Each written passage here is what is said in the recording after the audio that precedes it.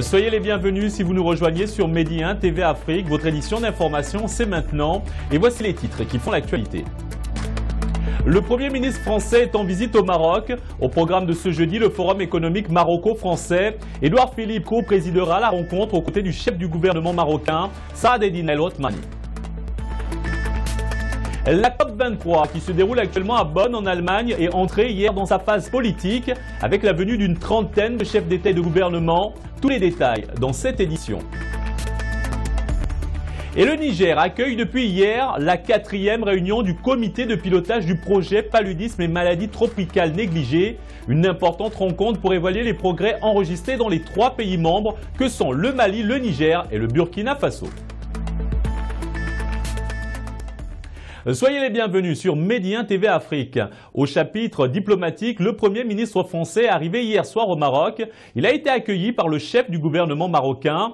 Édouard Philippe co-présidera aux côtés de Saad Eddine El Othmani les travaux de la 13e rencontre de haut niveau maroco-française avec la tenue du Forum économique maroco-français. Dans une déclaration à la presse à l'issue d'entretiens avec le chef du gouvernement, le Premier ministre français a salué la qualité des relations unissant le Maroc et la France, fondées sur la confiance et l'amitié. Écoutez un extrait de la déclaration d'Édouard Philippe. Nous avons ensemble à la fois des sujets d'intérêt commun et des convergences de vues très fortes sur des questions relatives au développement économique, bien entendu, à la coopération bilatérale, aux questions liées à la sécurité régionale, mais à la sécurité dans son ensemble. Nous avons, avec le Maroc, des coopérations fortes en matière de lutte contre le terrorisme.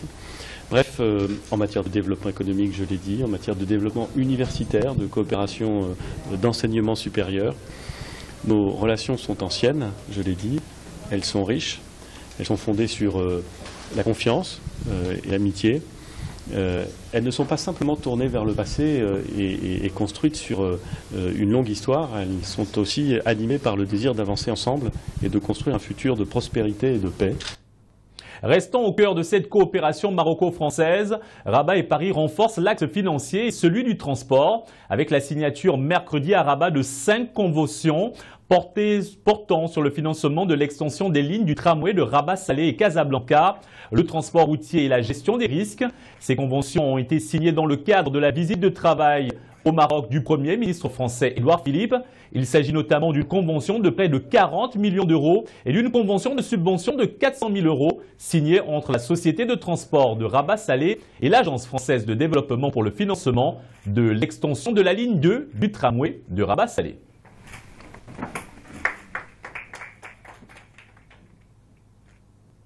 Le Premier ministre libanais démissionnaire Saad Hariri devrait, selon l'Élysée, arriver en France dans les prochains jours à l'invitation d'Emmanuel Macron. Le président français Emmanuel Macron, très actif dans ce dossier depuis 10 jours, a redemandé mercredi que Saad Hariri puisse rentrer au Liban pour y confirmer sa volonté de démissionner, en choisissant finalement de le faire venir provisoirement en France. Après négociation avec l'Arabie Saoudite, Paris se place en médiateur et offre une issue pour régler une situation problématique, faute d'avoir pu obtenir son retour immédiat au Liban. Le président Macron précise qu'il ne s'agit pas du tout d'un exil. Écoutez le décryptage de Joseph Baou, universitaire et spécialiste du Proche-Orient.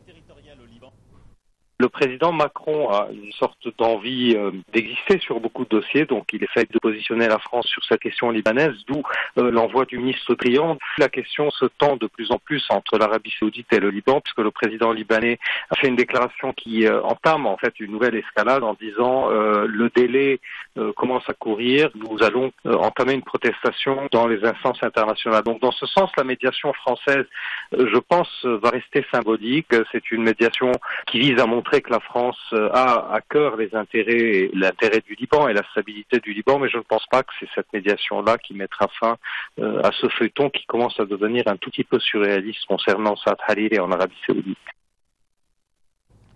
La COP23 qui se déroule actuellement à Bonn en Allemagne est entrée hier dans sa phase politique avec la venue d'une trentaine de chefs d'État et de gouvernement. Focus sur l'Allemagne et la France. Berlin et Paris ont tous deux réaffirmé leur ambition climatique, comme nous l'explique Anissa Araou dans ce récit. La COP23 de Bonn a pris une tonalité plus politique avec les discours très attendus de la chancelière allemande Angela Merkel et d'Emmanuel Macron. Les deux chefs d'État ont tenté de donner un nouveau souffle au combat contre les réchauffements climatiques. Ce dernier a été marqué par la décision de Donald Trump de quitter l'accord de Paris. La chancelière allemande a rappelé l'objectif numéro 1 qui doit motiver les États européens. Nous connaissons en Europe notre responsabilité de réduire nos émissions de gaz à effet de serre de 40% par rapport à 1990. Nous utilisons des moyens légaux pour parvenir à cet objectif et chaque pays de l'Union européenne doit absolument faire son effort. Sur la même lancée que son homologue allemande, Emmanuel Macron a réaffirmé ses ambitions climatiques. L'arrêt définitif de la production électrique à base de charbon en 2022 et la défense, coûte que coûte, de l'accord de Paris après la COP21. Le GIEC est une des composantes majeures de ce travail. Or, il est aujourd'hui menacé par la décision des États-Unis de ne pas garantir le financement. Je souhaite donc que l'Europe se substitue aux Américains et je veux ici vous dire que la France sera au rendez-vous. Cette séquence politique se tient après plus d'une semaine de discussions techniques menées par les négociateurs des différents pays sur la mise en application de l'accord de Paris. Adopté par la communauté internationale en décembre 2015, ce texte vise à contenir le réchauffement planétaire sous 2 degrés Celsius par rapport à la période pré-industrielle. D'ici à 2100, largement à cause du retrait des États-Unis de l'accord de Paris, la hausse de la température mondiale atteindra 3,2 degrés Celsius par rapport à l'ère pré-industrielle, contre 2,8 degrés Celsius s'ils respectaient leurs engagements initiaux de réduction des gaz à effet de serre. Et la princesse Lala Asna a représenté hier le roi Mohamed VI à la cérémonie d'ouverture du sommet de haut niveau de la COP23 qui se tient à Bonn en Allemagne. Elle a également assisté à la réunion des chefs d'État et de gouvernement présidée par le secrétaire général de l'ONU, Antonio Guterres. Les détails maintenant dans ce reportage de Mohamed Amin Bounzebra, Abderrahman Amar, avec le récit de Férouz Bentaleb. Lors de sa présence à la COP23, la princesse Lala Asna a pris part à une réunion informelle des chefs d'État et de gouvernement présidée par le secrétaire général de l'ONU, Antonio Guterres. Les différents intervenants ont mis l'accent sur l'importance des résultats et conclusions de la COP22, abritée l'année dernière à Marrakech, et ont tenu à encenser les efforts du Royaume, qui a mis en œuvre une plateforme adaptée pour l'élaboration du règlement d'opérationnalisation de l'accord de Paris sur les moyens de faire face au changement climatique. J'étais présente au Maroc lors du sommet de la COP22 et j'ai été impressionnée par le chemin parcouru du Royaume, particulièrement en termes des énergies renouvelables et solaires. Cela nous donne de l'espoir qu'un pays en développement soit aussi avancé. L'Europe devra en prendre la graine. De son côté, le Maroc a exprimé sa volonté d'offrir plus de soutien dans la lutte contre le changement climatique, en plus de mettre l'expérience du Royaume en matière d'énergie renouvelable à la portée du reste des pays. Le Maroc a été salué à plusieurs reprises sur le grand succès de la COP22, qui était une COP vraiment importante, puisque c'était la COP du début de la mise en action et de la mise en application de l'accord de Paris. Donc nous avons commencé à travailler à Marrakech sur les règles et modalités des procédures pour la mise en œuvre de l'accord de Paris. Nous avons eu la première CMA, donc qui est l'organe qui va gérer l'application de l'accord de Paris, et ça c'est historique. Les délégations participant à la COP23 cherchent à avancer dans l'élaboration du règlement d'opérationnalisation de l'accord de Paris qui vise à limiter la hausse de la température mondiale en dessous de 2 degrés Celsius et à s'efforcer de ne pas dépasser 1,5 degré Celsius. Au Soudan maintenant, l'identité de l'otage suisse libéré cette semaine après plus d'1 mois de captivité a finalement été révélée. Il s'agit de Margaret Shankel, une travailleuse humanitaire âgée de 72 ans, enlevée le 7 octobre au Darfour, région de l'ouest du Soudan en conflit. Elle a été libérée par les forces de sécurité lors d'une opération nocturne à proximité de la ville de Khartoum dans le sud du pays. Arrivée hier à Khartoum, la capitale, l'ex-otage n'a pas donné de détails sur ses conditions de détention. Officiellement donc, ni la Suisse ni le Soudan n'ont versé de rançon. Le président du Zimbabwe pourrait ne pas revenir au pouvoir après le coup de force de l'armée. Depuis hier, Robert Mugabe est placé en résidence surveillée. Le chef de l'armée est entré en conflit ouvert avec le chef de l'État après le limogeage la semaine dernière du vice-président, longtemps présenté comme son dauphin. Et le président sud-africain Jacob Zuma, en sa qualité de président en exercice de la communauté de développement d'Afrique australe, a convoqué pour aujourd'hui à Gaborone, au Botswana, une réunion urgente pour discuter de l'évolution de la situation politique et sécuritaire au Zimbabwe. Un quadruple attentat suicide a fait 12 morts et une vingtaine de blessés mercredi soir à Maiduguri, dans le nord-est du Nigeria. 4 kamikazes s'y sont fait exploser. Le premier kamikaze s'est fait exploser au milieu des fidèles pendant la prière du soir, tuant 7 personnes. Une kamikaze est ensuite entrée dans une maison avant de déclencher ses explosifs, provoquant la mort d'une femme enceinte et de son enfant. Les 2 autres kamikazes se sont fait exploser avant d'atteindre leur cible. Les terroristes de Boko Haram n'ont pas l'habitude de revendiquer leur attaque, mais le procédé est la marque du groupe.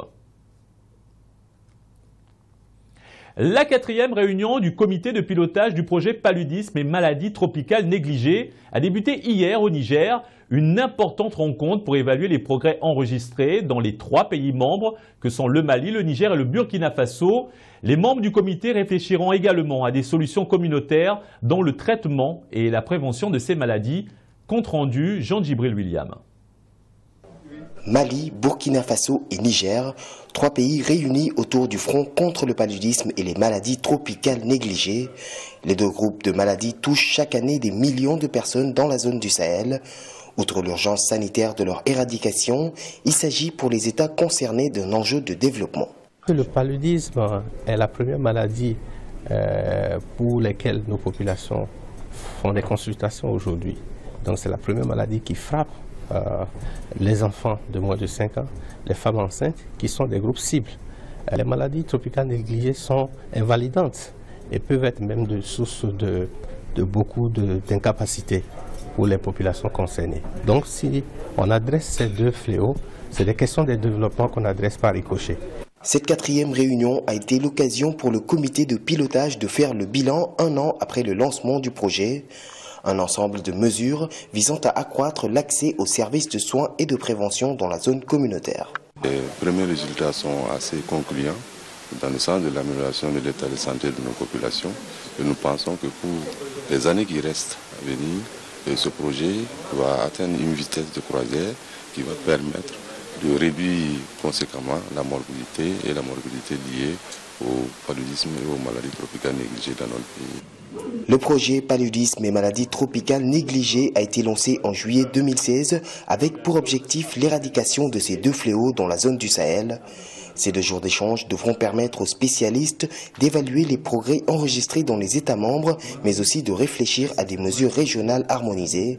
Le projet bénéficie pour ce faire d'un financement de la Banque mondiale estimé à 60 milliards de francs CFA. C'est le 32e et dernier pays qualifié pour le mondial en Russie 2018. Il s'agit du Pérou qui s'est imposé face à la Nouvelle-Zélande hier sur un score de 2-0. Le Pérou qui retrouve donc la Coupe du Monde pour la première fois depuis 1982. Rappelons que le mondial en Russie, c'est du 14 juin au 15 juillet. Le tirage au sort des groupes de la phase finale aura lieu le 1er décembre à Moscou.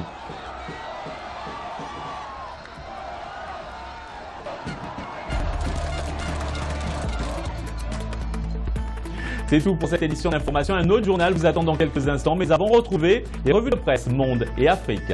Bonne suite des programmes sur Média TV Afrique.